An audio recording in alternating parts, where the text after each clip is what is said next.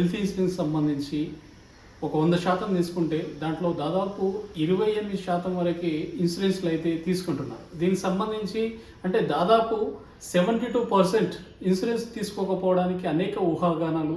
So insurance తీసుకుంటే అది claim అవుతుందా కాదా, సో అనేక డౌట్స్ ఊహాగానాలు అయితే జనాల్లో ఉన్నాయి. సో వీటన్నిటికి సంబంధించి స్థానికంగా హెల్త్ అడ్వైజర్ ఏదైతే రమేష్ కుమార్ గారు అయితే మనతో ఉన్నారు, సీనియర్ అంటే చాలా కాలం నుంచి అనేక ఎల్ఐసిలో కావచ్చు, సో ఏదైతే స్టార్ హెల్త్ ఇన్సూరెన్స్లో కావచ్చు, వీటన్నిటిలో పనిచేసి సుదీర్ఘ అనుభవం అయితే గడించారు. సో ఏదైతే మధ్యతరగతి వారికి ఒక చిన్న ఇన్సిడెంట్ జరిగితే చాలు దానికి సంబంధించి వాళ్ళు సంపాదించుకున్న ఆస్తులు ఇంకా అవి అమ్మినా కూడా సరిపోని పెద్ద మొత్తంలో వైద్యానికి సంబంధించిన ఖర్చులు అయితే అవుతుంటాయి. వీటన్నిటికి సంబంధించి హెల్త్ ఇన్సూరెన్స్ తీసుకోవడం వల్ల ఏ బెనిఫిట్స్ ఉంటాయి, ఏ ఏజ్ వాళ్ళు తీసుకోవాలి, ఎట్లా, సో వీటన్నిటికి సంబంధించి క్లియర్గా క్లుప్తంగా వారి మాటల్లో ఒక వివరణ తీసుకునే ప్రయత్నం అయితే చేద్దాం. నమస్తేనా? నమస్తే.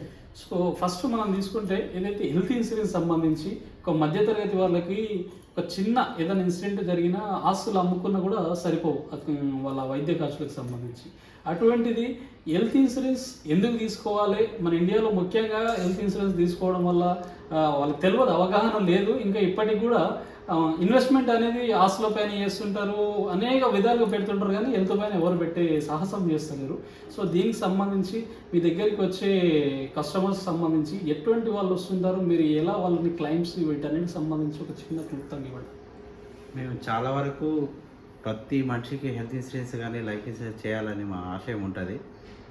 99% అందరి దగ్గర కూడా కలుస్తుంటాము, అడుగుతుంటాం, చెప్తుంటాం. కానీ మేము అడిగేదాన్ని వాళ్ళు చాలా లైట్గా తీసుకుంటారు అనమాట. అంటే నాకేమవుతుందిలే అని వాళ్ళ ఊహాగానం, నాకేమవుతుంది, నాకేం కాదు, నా చిన్న ఏజ్ ఉన్నా, నేను నాకు తెలిసిన వాళ్ళు ఉన్నారు, నాకు ఆ హాస్పిటల్ తీసుకుంటా, ఈ హాస్పిటల్ అని అట్లా ఊహాగానంతో చేస్తారు. అట్లా చాలాసార్లు కూడా చెప్తే చేయకుండా తర్వాత బాధపడ్డలు కూడా చాలామంది ఉన్నారు మా దాంట్లో. అయితే మొత్తం అయిన తర్వాత కొన్ని మా హెల్త్ ఇన్సూరెన్స్ కూడా ఏంటంటే హెల్తీ ఉన్నప్పుడే పాలసీ తీసుకోవాలి. తర్వాత హెల్త్ ఇష్యూ వచ్చిన తర్వాత మా దగ్గరికి వస్తారు, నాకు డయాలసిస్ అవుతున్నాయి, నాకు పాలసీ కావాలి అని. అట్లాంటి టైంలో ఇవ్వము, పాలసీ ఇవ్వము. అంటే ముందు తీసుకుంటే ఈ హెల్త్ ఇన్సూరెన్స్ తీసుకుంటే ఏంటంటే వాళ్ళు చిట్టీలు వేస్తారు, టైంకు అన్నం తినరు, అన్నం తినకుండా కూడా సంపాదిస్తారు, అంటే ఆరోగ్యం కరెక్ట్ చూసుకోరు. సడన్గా నిన్న మంచిగా ఉన్నాడు, ఈరోజు హాస్పిటల్ జాయిన్ అయ్యాడు, ఏమీ సీరియస్ అయ్యింది, ఏదో చెప్పలేము అనే టైంలో చెప్తుంటారు. అప్పుడు ఆయన దగ్గర డబ్బులు లేకుంటాయి, ఉన్న డబ్బులు కూడా ఆయన ఉన్నవన్నీ చిట్టీలు కానీ అన్నీ కానీ హాస్పిటల్ పరంగా మొత్తం వేస్ట్ అయిపోతుంటాయి. వాళ్ళకు అవగాహన ఉంటుంది కూడా, కానీ ఇంకా వాళ్ళ సబ్జెక్టు కరెక్ట్ తెలుసుకోక కూడా మనకు రిటర్న్ రావు డబ్బులు, మనకు కట్టి వేస్ట్ అనే టైప్ రావుతుందంటే వాళ్ళు పాలసీ తీసుకోవట్లేదు చాలామంది. సో నార్మల్గా ఇన్సూరెన్స్లు అనేటివి ఎన్ని రకాలుగా ఉంటాయి, ఏ ఇన్సూరెన్స్లు తీసుకుంటే ఏ బెనిఫిట్స్ అనేటివి ఉంటాయి? 3 రకాల ఇన్సూరెన్స్ ఉంటాయి. ఒకటి జనరల్ ఇన్సూరెన్స్. జనరల్ ఇన్సూరెన్స్ ఏంటంటే వెహికల్స్ పైన ఉంటాయి అనమాట.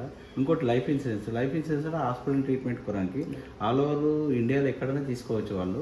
అన్నీ కొన్ని కంపెనీలు ఉన్నాయి, ఒక్కొక్క కంపెనీ ఒక రకంగా వాళ్ళకి సేవ చేస్తుంటుంది. దాన్ని బట్టి వాళ్ళకి నచ్చిన కంపెనీలో తీసుకోవాలి.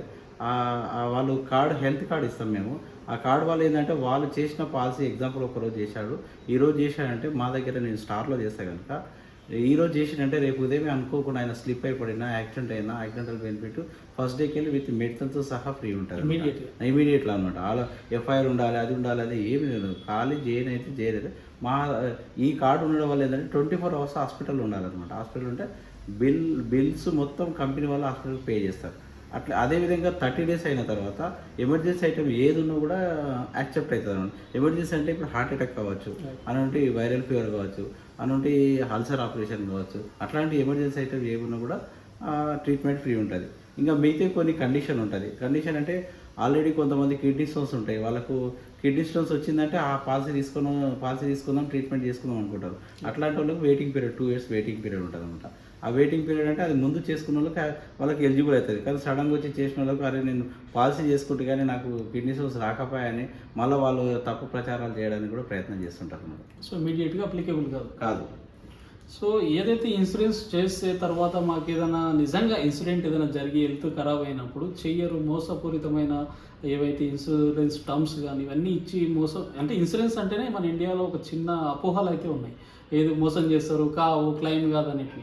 సో వీటన్నిటికి సంబంధించి నిజంగా జెన్యున్గానైనా ఇది వాస్తవానికి ఎంతవరకు? జెన్యున్ ఉంటుంది. అంటే వాళ్ళు పాలసీ చేసేటప్పుడే మేము ఏం చేస్తామంటే ఓపెన్గా చెప్పమని చెప్తాం. మీకు ఆల్రెడీ ఏమైనా డిసీజ్ ఉన్నాయా ఉంటే ఇక్కడ మెన్షన్ చేయండి.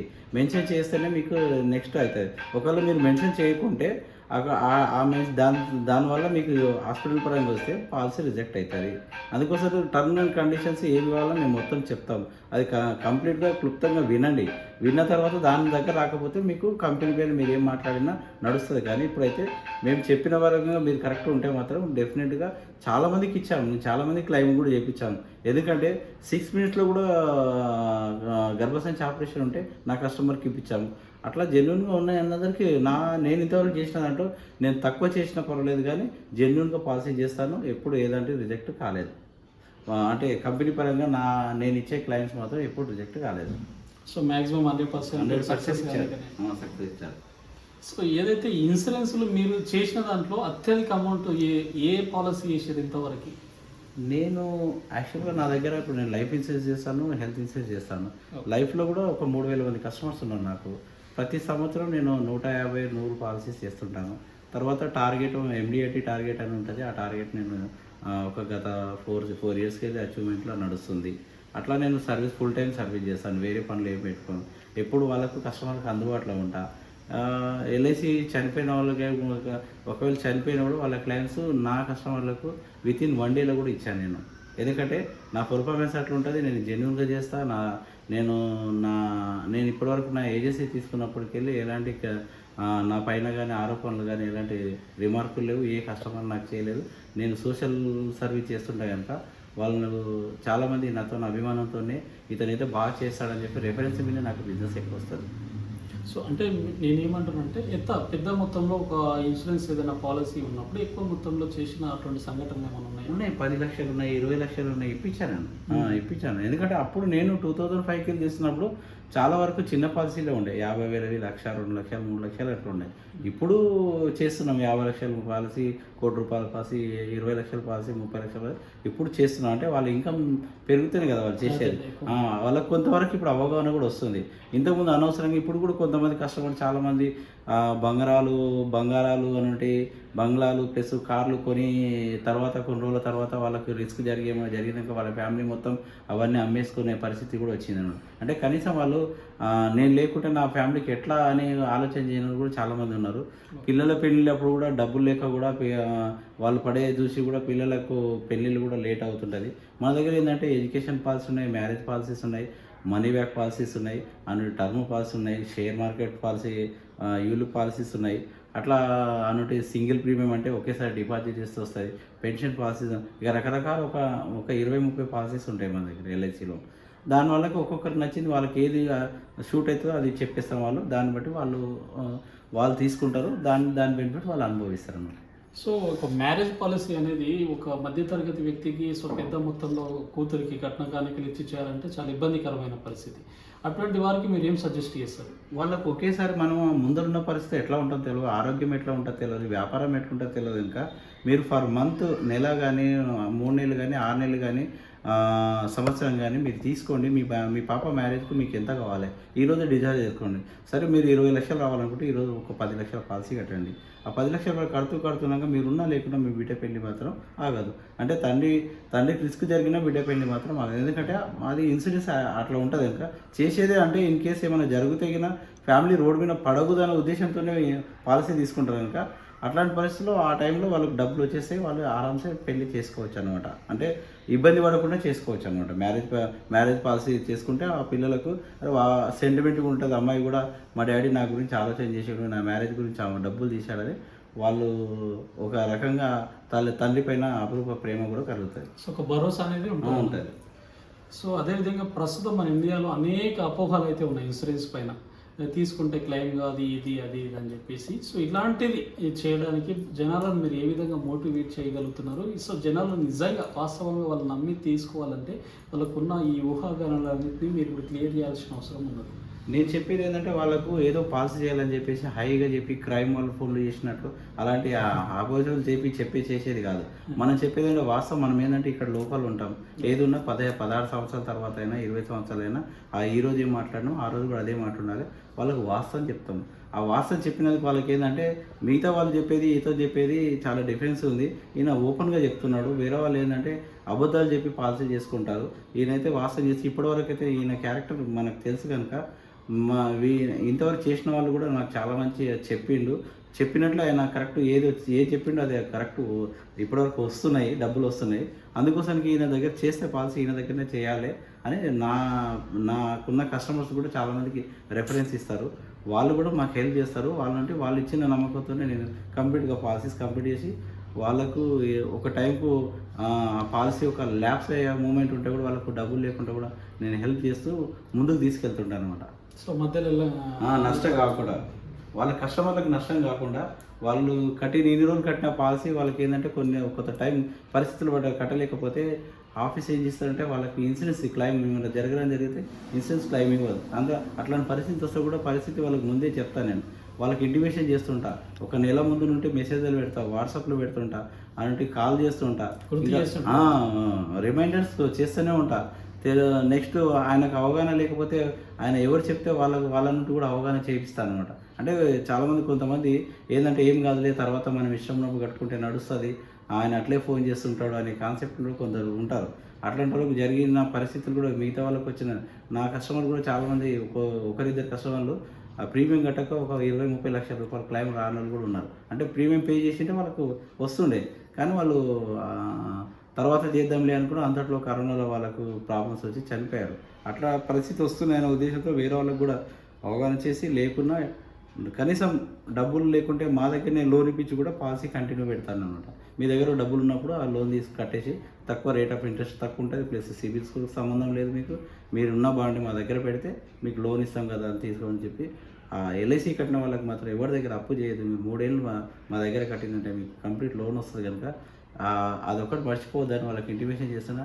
ఎప్పుడైనా హాస్పిటల్ పరంగా అవసరం ఉన్నా లేదంటే ఇంట్లో ఫంక్షన్లు అవసరం ఉన్నా మా దగ్గర లోన్ ఇస్తాము, లోన్ తీసుకోండి అని చెప్పి లోన్ కూడా ఇస్తారా? లోన్ కూడా ఇస్తాము.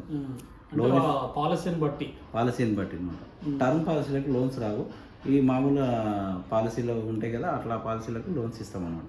సో బయట ఇక్కడ పెద్ద మొత్తాలు పెట్టి తీసుకొని వాళ్ళతో కాల్ చేసి వాళ్ళతో డిప్రెషన్ పడడం, వాళ్ళ ఫోన్ ఎత్తకపోవడం అట్లా. మన దగ్గర ఏంటంటే ప్రతి నెల ఈఎంఐ కట్టాలి, బజాజ్ ఫైనాన్స్ టైపు చిట్టి టైపు కట్టాలనే కాన్సెప్ట్ ఏమి ఉండదు.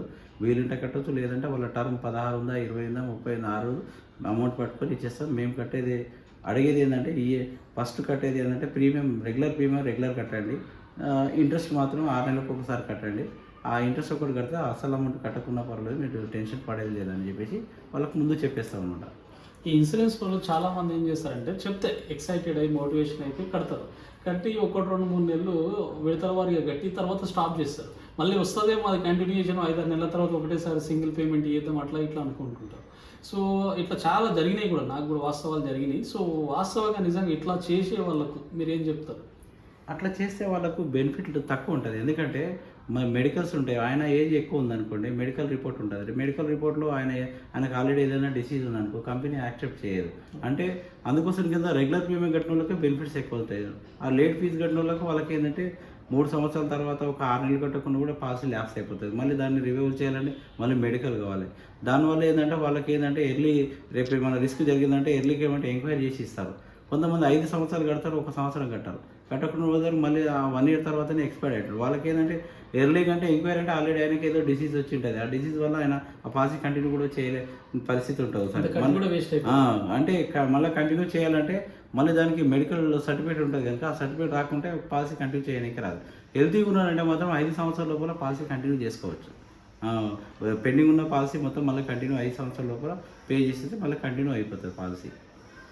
మళ్ళీ ఇన్సూరెన్స్ కూడా యాక్టివేషన్ ఉంటుంది అనమాట. సో ఏదైతే మీ దగ్గర తీసుకున్న పాలసీలు అదేవిధంగా కొన్ని ఆన్లైన్లో కూడా ఉంటుంటాయి పాలసీలు. సో వాటిని నమ్మడానికి వీలుందా? ఆన్లైన్లో చాలామంది ప్రీమియం తక్కువ ఉందని తీసుకుంటారు, మోసపోతారు. ఎందుకంటే సర్వీస్ లేకుంటుంది, వాళ్ళకు కరెక్ట్ చెప్పరు, వాస్తవం చెప్పరు, ఏమి చెప్పరు. పాలసీ వచ్చిందా, నెంబర్ వచ్చిందా, బాండ్ వచ్చిందా చూస్తారు. తర్వాత ఏంటంటే మళ్ళీ దాంట్లో క్వశ్చన్స్లో ఉంటారు. ఆ క్వశ్చన్లో వాళ్ళకి అన్ని బెనిఫిట్స్ లేకుంటాయి. ఇప్పుడు బెనిఫిట్ లేకపోవడం వల్ల వాళ్ళకి ప్రీమియం తగ్గుతుంది అనమాట. అయితే మన దగ్గర ఏముందంటే మనము వాళ్ళకు ప్రతి విషయం కరెక్ట్ చెప్తాము, ఉన్నది చెప్తాము, వాళ్ళకి రిమైండ్ చేస్తాము. డబ్బులు ఇస్తే ఇంటి వాళ్ళు వర్క్లో ఉన్నా వాళ్ళు ఫోన్పే కదేస్తారా, ఆన్లైన్లో కడతారా, అన్నీ వాళ్ళకి వివరిస్తాం. లేదంటే మీరు వస్తే ఆఫీస్కి వచ్చి కట్టుకుంటే కట్టుకోండి అని చెప్తాం. లేదంటే నాకు ఇచ్చిన నేను తీసుకెళ్ళి కట్టి మళ్ళీ మీకు రిసిప్ట్ ఇస్తాను, అన్ని ఫెసిలిటీస్ ఇస్తామన్నమాట. వాళ్ళకి ఏ రకంగా మీరు ఎట్లా చేయమంటే వాళ్ళు ఈ బెనిఫిట్స్ అన్నీ చెప్పేస్తాం. వాళ్ళు పే చేసుకుంటారు, కంటిన్యూ అవుతుంది. వాళ్ళకి ఇప్పుడు ఆన్లైన్లో తీసుకుంటారు, వాళ్ళకి లోన్ అవసరం పడుతుంది. వేరే అడ్వైజర్ సంతకం పెట్టారంటే పెట్టారు, వాళ్ళకి ఇబ్బంది పడతారు అనమాట. అట్లాంటి పరిస్థితులు మన దగ్గర చేస్తే ఏంటంటే నాకు ఇట్లా లోన్ కావాలంటే ఇంటి దగ్గరనే లోన్ ఫామ్ మీద సంతకం పెట్టి నేను తీసుకెళ్ళి ఆఫీస్లో ఇచ్చేస్తే వాళ్ళకు within half an hour, 1 day, half day లోపల వాళ్ళకు అమౌంట్ క్రెడిట్ అయిపోతుంది. వాళ్ళకు మీ ఇంటిమేషన్ మెసేజ్ వస్తుంది, వాళ్ళు దాని నుండి లాభం పొందుతారు.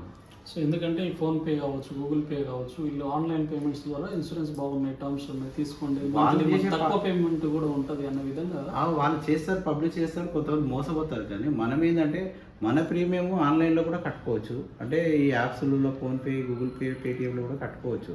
కానీ వాళ్ళు కూడా మా దగ్గర ఇన్సూరెన్స్ ఉంది మీకు చేయండి, ఇంత ప్రీమియం ఉందని అడ్వర్టైజ్ చేసుకుంటారు వాళ్ళు. కానీ చేసే వాళ్ళు చేస్తారు తక్కువ. చాలామంది మిత్రులు కూడా నేను దాంట్లో ప్రీమియం తక్కువ ఉంది అందుకే నేను అక్కడ చేశాను, మీరు చెప్పే దాంట్లో ఎక్కువ ఉంది అది అంటే, సరే నెక్స్ట్ క్లైమ్ అయినప్పుడు నీ అనుభవం ఉంటుంది, నీకు తెలుస్తుంది. ఎందుకంటే అట్లాంటి నేను గత 20 సంవత్సరాలకి నేను అనుభవం ఉంది కనుక ఒక్కొక్కరు పరిస్థితి ఎట్లా ఉంది ఏమి చూస్తూనే ఉంటా. మీకు అప్పుడు తెలుస్తుంది. అదే అప్పుడు మీరు ఆలోచన చేస్తారు, అదే ఎందుకు కట్టినా అని చెప్పేసి. సరే మీరు కడుతున్నారు కదా మీ ఇష్టం అని చెప్పేసి బలవంతం కూడా ఇవన్నీ చేయరు. సో సాధ్యమైనంత వరకు ఆన్లైన్ కన్నా ఆఫ్లైన్ బెటర్ అండి. Offline better. సో పాలసీ తీసుకునేటప్పుడు కావచ్చు, తర్వాత మన దానిపైన లోన్ తీసుకోవాలన్నా కూడా ఇప్పుడు చాలామంది బ్యాంకులలో కూడా చేస్తారు, పాలసీ చేస్తారు, చేసిన తర్వాత 1 year కడతారు. తర్వాత అతను ఎవరు రిమైండ్ చేయరు, మెసేజ్లు ఉంటే వీళ్ళు చదువునికి రాదు.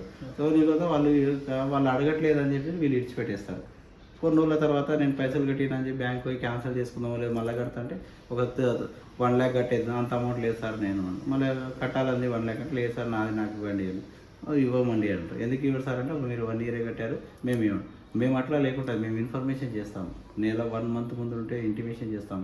మీరు 1 year కట్టారు కనుక ఇష్టం లేకుండా పాలసీ చేసేటప్పుడు మీకు చెప్పాం కదా మినిమం 3 years కట్టుకోండి, 2 years కట్టుకోండి, మీకు సరెండర్ చేయాలంటే కూడా ఆప్షన్ ఉంటుంది అని చెప్పేస్తుంటాం. అదేవిధంగా వాళ్ళకి ఆ భయంతోనే మొన్న రీసెంట్ కూడా ఒక కస్టమర్ డబ్బులు రావనే ఉద్దేశంతో 2 ఇన్స్టాల్మెంట్ డ్యూ ఉంటే కట్టేసుకున్నాడు. అట్లా 3 years కడితే సార్ నా డబ్బులు ఎక్కడ పోవు అని చెప్పేసి ఆలోచనతో కొంతమంది కట్టుకుంటారు. సో ఏదైతే మీ సర్వీస్లో చేసిన ఒక బెస్ట్ క్లైమ్ అంటే బెస్ట్ కస్టమర్ అని మేము ఇది అవుతుందో కాదో అనుకునే విషయంలో ఒక పెద్ద ఆపరేషన్ కావచ్చు, ఏదైనా ఒక మంచి సక్సెస్ స్టోరీ ఉందా? ఇప్పుడు మా ఇంట్లో మా మిసెస్ కూడా వచ్చినప్పుడు మేము చూసాము, చేపించాము, క్లైమ్ ఇచ్చారు. ఇంకా వేరే వాళ్ళకి కూడా చాలామందికి ఇచ్చాము. ఇప్పుడు లైఫ్లో కూడా ఒకతను నా కస్టమరు డబ్బులు ఇయ్యరు, చేయరు, వాళ్ళు సతాయిస్తారు, తిప్పుతారు, అది ఇది అని చెప్పుకొని వాళ్ళ మదర్ది అంటే నేను 1 dayలోనే అతనికి ఇచ్చాను. అంటే అప్పుడు ఆయనకు నమ్మకం వచ్చి ఒక 10 మంది ఆ ఏరియాలో చెప్పాడు. నేను వేరే రకంగా అనుకున్నాను కానీ ఇక్కడ ఇచ్చారు, డబ్బులు ఇచ్చారని చెప్పేసి చెప్పాడు. అట్లా కొంతమందికి నా అవగాహన లేకుండా ఏదో మాట్లాడుతుంటారు కనుక చాలా క్రిటికల్ కేసెస్ చాలా మందికి ఇచ్చేసాం. అంటే ఫస్ట్ ఆయన ఒక్కడు తీసుకోవడానికి నమ్మకం లేదు, తీసుకున్న తర్వాత 10 మందికి అదే అట్లా.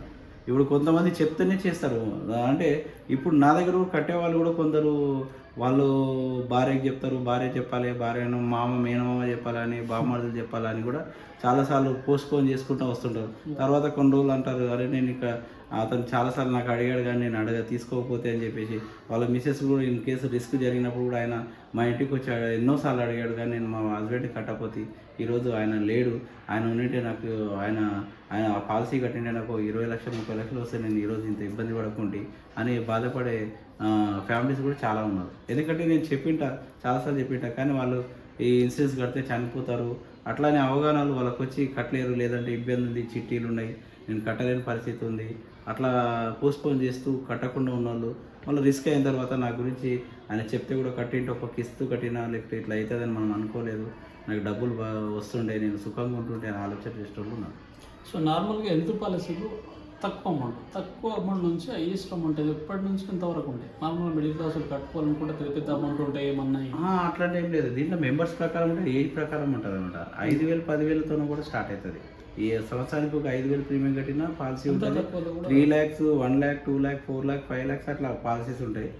ఏజ్ ప్రకారం మెంబర్స్ ప్రకారం ఉంటాయి అనమాట. అట్లా ఫ్యామిలీ మెంబర్స్ ఫ్యామిలీ మెంబర్స్ ఎక్కువ ఉంటే ప్రీమియం ఎక్కువ ఉంటుంది, ఏజ్ ఎక్కువ ఉంటే ప్రీమియం ఎక్కువ ఉంటుంది, చిన్న ఏజ్లో తక్కువనే ఉంటుంది. కట్టుకోవచ్చు. మిడిల్ క్లాస్ కంపెనీ వాళ్ళు, గవర్నమెంట్ వాళ్ళు ఆలోచన చేసి ఒక ప్రీమియం డిసైడ్ చేస్తాడు. మిడిల్ క్లాస్ అందరికీ అందుబాటులో ఉండాలనే చేస్తారు. వాళ్ళ స్తోమత ఎంత ఉంటే అంత కట్టుకోమంటాం. మేము ఇంతనే కట్టాలి అంతనే కట్టాలని కండిషన్స్ ఏం పెట్టి వాళ్ళ ఇష్టంతో కట్టుకోమంటాం. అంటే ఫస్ట్ చిన్నది కట్టుకున్న తర్వాత పెంచుకోవచ్చు కూడా. ఇప్పుడు నా దగ్గర చాలామంది ఫస్ట్ ఇన్కమ్ తక్కువ ఉన్నప్పుడు చిన్న పాలసీ చేస్తారు, తర్వాత వాళ్ళ పిల్లలు ఫ్యామిలీ ఏదైనా సెట్ అయినప్పుడు మళ్ళీ ఇంకా వేరే చేసుకుంటారు. అట్లా చేసిన వాళ్ళు కూడా డబల్ కూడా చేస్తుంటారు అనమాట. వాళ్ళ ఇన్కమ్ పెరిగే కొద్దీ సేవింగ్ చేసుకోవడం చేస్తుంటారు. మన దగ్గర ఏంటంటే సేవింగ్ కమ్ ఇన్సూరెన్స్ ఉంటుంది, వేరే దగ్గర ఏంటంటే ఓన్లీ సేవింగ్ ఉంటుంది అనమాట. అట్లా సో ఇన్సూరెన్స్ అంటే కేవలం ఎల్ఐసి మాత్రమే తెలుసు చాలా రూరల్ గ్రామాల్లో. సో మీరు అంటున్నారు స్టార్ హెల్త్ ఇన్సూరెన్స్ కానీ అనేక రకమైన ప్రైవేట్ ఇన్సూరెన్స్లు కూడా ఉన్నాయి. సో ఏ దాంట్లో తీసుకుంటే బాగుంటుంది? ఇప్పుడు ఒక్కొక్క ఇప్పుడు ఎల్ఐసికి అయితే ఎన్ని కంపెనీలు ఉన్నాయి, ఎల్ఐసికి పోటీ ఎవరు రారు. ఎల్ఐసిలో వర్క్ చేసే వాళ్ళు కానీ, ఎల్ఐసి ఆస్తులు కానీ, ఎల్ఐసి దగ్గర ఉన్న కస్టమర్లు కానీ చాలా ఎక్కువ మంది ఉన్నారు. ఎల్ఐసి లాభాలు కూడా అట్లా ఉంటాయి. ఎందుకంటే ప్రైవేట్ కంపెనీల్లో సార్లు వాళ్ళకు సరెండర్ వాల్యూ కానీ, మెచ్యూరిటీ వాల్యూ కానీ చాలా తక్కువ ఉంటుంది. చెప్పేది ఎక్కువ, వచ్చేది తక్కువ. ఆ విధంగా ఉన్నందుకు తెలిసిన వాళ్ళు అయితే ప్రైవేట్ దాంట్లోకి వెళ్ళరు, తెలియకుంటే మాత్రం వెళ్తారు. వాళ్ళు చెప్పిన మాటలు కొత్తగా అడ్వైజర్ జాయిన్ అవుతారు, వాళ్ళు ఒక 2 years ఏదో చెప్తారు, తర్వాత వేరే జాబ్ వచ్చి వెళ్ళిపోతే కూడా అట్లాంటి వాళ్ళు కూడా చాలామంది మా దగ్గరికి వచ్చి బాధపడేవాళ్ళు. అన్న నేను 2 years కట్టినా అతను అడ్వైజర్ కనిపిస్తలేడు, చేస్తలేడు, ఫోన్ లిఫ్ట్ చేస్తలేడు, మళ్ళీ ఏడ కట్టాలో తెలియదు అని అట్లా కూడా చెప్పేటోళ్ళు చాలామంది ఉన్నారు. అందుకోసం నేను చెప్తాను, సర్వీస్ చేస్తాడా లేదా అని ఆలోచన చేసుకొని చేసుకోండి. ఎవరి దగ్గర చేసినా మీకు ఫుల్ టైం సర్వీస్ ఉన్న దగ్గరనే బిజినెస్ చేసుకోండి, బిజినెస్ ఇవ్వండి వాళ్ళకని చెప్పేస్తాను. సో ఈ హెల్త్ ఇన్సూరెన్స్లో హెల్త్ ఇన్సూరెన్స్ అంటారు, ఎడ్యుకేషన్ అంటారు, మ్యారేజ్ అంటారు, ఇట్లా ఎన్ని రకాలుగా? ఇప్పుడు హెల్త్ ఇన్సూరెన్స్ అంటే ఓన్లీ హాస్పిటల్ ట్రీట్మెంట్ ఉంటుంది. మ్యారేజ్ అనుంటే ఎడ్యుకేషను ప్లస్ పెన్షను అనుంటే మనీ బ్యాక్ వచ్చేది ఏంటంటే లైఫ్ ఇన్సూరెన్స్కి వస్తుంది అన్నమాట. జనరల్ ఇన్సూరెన్స్ సెక్షన్ వేరే 3 sections మూడు రకాల పాలసీస్ డిజైన్ చేస్తారు. వాళ్ళ ఆ డిజైన్ ప్రకారం ఒక్కొక్కరికి ఒక అందుబాటులో చిన్న వయసులో ఒక్కొక్కటి, పుట్టిన పాపకు ఒకటి, అండ్ పేదవాళ్ళకు ఒకటి, మిడిల్ క్లాస్ వాళ్ళకు, సాఫ్ట్వేర్ అట్లా డిజైన్ పాలసీస్ ఉంటాయి.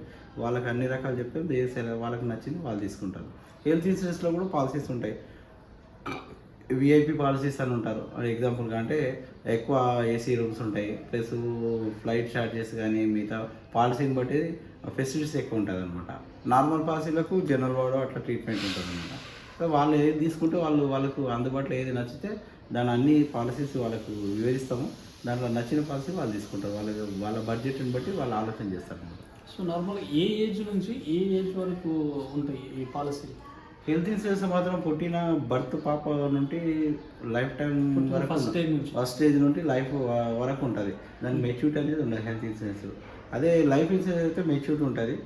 మన దగ్గర ఏంటంటే 0 పాప నుండి 65 years వరకు కూడా చేసుకోవచ్చు అనమాట. రకరకాల పాలసీస్ రకరకాల ఏజ్ ప్రకారం ఉంటాయి అనమాట. ఇప్పుడు హెల్త్ ఇన్సూరెన్స్లో ఎక్కువ 50-60 వరకే ఉంటాయి. తర్వాత ఏదైతే ఏజ్ మీనబడుతున్న కొద్దీ అనేక డిసీజెస్ వస్తాయి కాబట్టి ఉండవు హెల్త్ ఇన్సూరెన్స్. ఇస్తాం వాళ్ళ డిసీజ్ ఉన్నా వాళ్ళు మెన్షన్ చేస్తారు. షుగర్ ఉన్న వాళ్ళకి ఇస్తాం, హార్ట్ ఆపరేషన్ వాళ్ళకి ఇస్తాం, అన్ని రకాలైన వాళ్ళకి ఇస్తాం. కానీ ముందు ఏది వాళ్ళ పర్సంటేజ్ ప్రకారం వాళ్ళకు వాళ్ళు మెన్షన్ చేస్తే మేము ఇస్తామా లేదా వాళ్ళ రిపోర్ట్ చెక్ చేసి మేము అప్రూవ్డ్ తీసుకున్న కంపెనీతోన వాళ్ళు ఓకే అంటేనే వాళ్ళకి పాలసీ ఇస్తాం. విత్ కండిషన్స్ ఉంటాయి దాన్ని. ఆ కండిషన్ ప్రకారం వాళ్ళకి ఇస్తాం అన్నమాట. వాళ్ళకి యాక్సెప్ట్ అయ్యి వాళ్ళు ఒప్పుకుంటేనే మేము ఆ పాలసీ ఇస్తాం వాళ్ళకి. సో జెన్యున్గా ఏ ప్రాబ్లం ఉన్నా, హెల్త్ ఇష్యూస్ ఉన్నా బిఫోర్ చెప్తేనే ఉంటుంది అనమాట. తర్వాత పాలసీ తీసుకోకముందు మాకు ఇప్పుడు వచ్చిందని చెప్పేస్తే వాళ్ళకి షుగర్ ఉంటుంది, కొంతమందికి ఏమైనా ప్రాబ్లమ్స్ ఉన్నాయంటే ఏమీ లేవంటారు. పాలసీ తీసుకున్న ఒక నెలకే 450 వచ్చి ఉంటుంది. ఏమి లేదన్నోడికి ఎట్లా 450 1 day 1 month 2 monthsకి ఎట్లా వస్తుంది అనే కాన్సెప్ట్తోనే ఎన్ని రోజులకి వెళ్ళి ఉందని తెలిసి డాక్టర్స్ వెరిఫికేషన్ చేస్తారు. వీళ్ళు ఇన్ని రోజులకి వెళ్ళి పాలసీ అని చెప్పేసి వాళ్ళు పాలసీ రిజెక్ట్ చేస్తారనమాట. అంటే క్లైమ్ రిజెక్ట్ అవుతుంది అనమాట. హెల్త్ది కానీ లైఫ్ది కానీ. మేమున్నది ఏంటంటే ఫస్ట్ ఆఫ్ ఆల్ హెల్తీ ఉన్న వాళ్ళకే పాలసీ చేస్తాం. చాలాసార్లు ఉన్నారు, చాలామంది వస్తారు, ఏదేదో చెప్పేస్తుంటారు, ఏదో చేయాలని చూస్తారు, కానీ మేమైతే యాక్సెప్ట్ చేయము. ఎందుకంటే హెల్తీగా ఉన్న వాళ్ళకి పాలసీస్ ఇస్తాం. సర్వీస్ కూడా అట్లా ఉంటుంది. మీరు మా దగ్గర అయితే మేము హెల్తీగా ఉన్న వాళ్ళకి ఇస్తాం, ఓపెన్ కటాకట్ చెప్పిస్తాం అన్నమాట. సో ఫైనల్గా మీరు దాదాపు 2005 నుంచి అయితే ఏదైతే ఇన్సూరెన్స్కి సంబంధించిన దీంట్లో అయితే సర్వీస్ అయితే చేస్తున్నాం. సో ఉమ్మడి మహబూబ్ నగర్లో కావచ్చు, మహబూబ్ నగర్లో. సో ఏదైతే 2005 నుంచి 2025 వరకు మీరు ఈ హెల్త్ ఇన్సూరెన్స్ ఈ సర్వీస్లో మీరు చేసిన అనుభవం, సో ఏదైతే ఫైనల్గా ఏదైతే కస్టమర్స్ కావచ్చు మహబూబ్నగర్లో ఉన్న వ్యక్తులకు హెల్త్ ఇన్సూరెన్స్ కానీ వేరే ఏ ఇన్సూరెన్స్ కానీ తీసుకోవాలంటే బెస్ట్ అడ్వైజ్ ఏమి ఇస్తారు మీరు? నేను వాళ్ళకు ఫస్ట్ ఆఫ్ ఆల్ ఏంటంటే ఆస్తులు లేకున్నా ఫస్ట్ ఇన్సూరెన్స్ చేసుకోమని చెప్తాం. ఏమున్నా లేకున్నా ఇన్సూరెన్స్ చేసుకోమని చెప్తాం. ఎందుకంటే ఇన్సూరెన్స్ ఉంటేనే ఫ్యామిలీ మాత్రం ఉన్న సంపాదన అనేది నిలబడుతుంది. లేకుంటే మాత్రం మొత్తం ఖరాబ్ సంపాదించినంత వెళ్ళిపోతుంది. అది హాస్పిటల్ పరంగా కావచ్చు, లేదంటే ఒకవేళ ఆస్తి సంపాదించిన ఫ్యామిలీ వాళ్ళు లేకుంటే వాళ్ళు కష్టపడే వాళ్ళు ఉంటారు కనుక వాళ్ళకి బిజినెస్ అని లేడీస్ చేయలేకపోతారు కనుక ఉన్న ఆస్తి సంవత్సరం ఇంత అమ్ముకుంటూ బతకాల్సి వస్తుంది. కానీ అదే ముందే పాలసీస్ ఉంటే వాళ్ళకి ఏంటంటే ఉన్న డబ్బులు మాత్రం స్థిరంగా ఉంటాయి. ఏ దానికి ఫస్ట్ సంపాదించిన పైసలకు ఖర్చు కాకుండా ఉంటుంది అన్నమాట. అందుకే వాళ్ళకి ఇంటిమేషన్ ఏంటంటే హెల్త్ కానీ లైఫ్ కానీ చేసుకోండి. ఈ రెండు చేసుకోకపోతే మాత్రం మీ జీవితం అయితే ఇబ్బందుల పాలవుతుందని కూడా చెప్పేస్తున్నాం. ఓకే, సో ఇది ఏదైతే హెల్త్ అడ్వైజర్ రమేష్ కుమార్ గారి మాటల్లో, సో ఏదైతే జీవితంలో ఏది ఉన్నా లేకున్నా ఆస్తులు ఉన్నా లేకున్నా హెల్త్ అనేది చాలా ఇంపార్టెంట్ కాబట్టి సో హెల్త్ పైన అయితే పక్కా ఇన్వెస్ట్ చేయండి. సో ఆ ఇన్సూరెన్స్ తీసుకోవడం ద్వారా హెల్త్కి ఒక ప్రొటెక్షనే కాకుండా దానిపైన ఒక ఇన్వెస్ట్మెంట్ విషయంలో ఒక పెట్టుబడిగా కూడా ఉపయోగపడుతుంది. సో దానిపైన లోన్ కూడా తీసుకొని సో త్వరితగతిన జీవితంలో ఆర్థికంగా స్థిరపడడానికి కూడా ఉపయోగపడుతుందని చెప్పేసి వారి మాటల్లో. అదేవిధంగా ఏదైతే హెల్త్ ఇన్సూరెన్స్ అనేది చాలా ముఖ్యమైన విషయం, సో మధ్యతరగతి వ్యక్తులకు అదొక ధీమాగా ఉపయోగపడుతుందని చెప్పేసి వారి మాటల్లో. సో వారి సర్వీసుల్లో అనేక రకాలైన ఇన్సూరెన్స్లో బెస్ట్ అవార్డ్స్ కానీ అనేక రకాలైన చాలామందిని ఇక్కడ నుంచి అవుట్ ఆఫ్ కూడా పంపించి సో వారికి ఒక ప్రోత్సాహకంగా ఒక ఎంకరేజ్మెంట్గా అనేక విధాలుగా సో హెల్త్ ఇన్సూరెన్స్ యొక్క ప్రాముఖ్యత గురించి అనేక సంవత్సరాల నుంచి ఒక సర్వీస్ అయితే అందిస్తున్నారు. సో దీన్ని బట్టి అనేక మంది మహబూబ్ నగర్లో సో మన ఛానల్ ద్వారా వీడియో వచ్చిన తర్వాత నాకు చూసి రియలైజ్ అయ్యి సో ఒక బెస్ట్ హెల్త్ అడ్వైజర్ అయిన రమేష్ కుమార్ గారిని అప్రోచ్ చేసి సో ఇంకా అవుట్ సైడ్ కూడా ఎక్కడున్నా సో ఒక ఇన్సూరెన్స్ అయితే ప్రతి ఒక్కరు తప్పక తీసుకోవాలని చెప్పేసి కోరుకుంటున్నాను.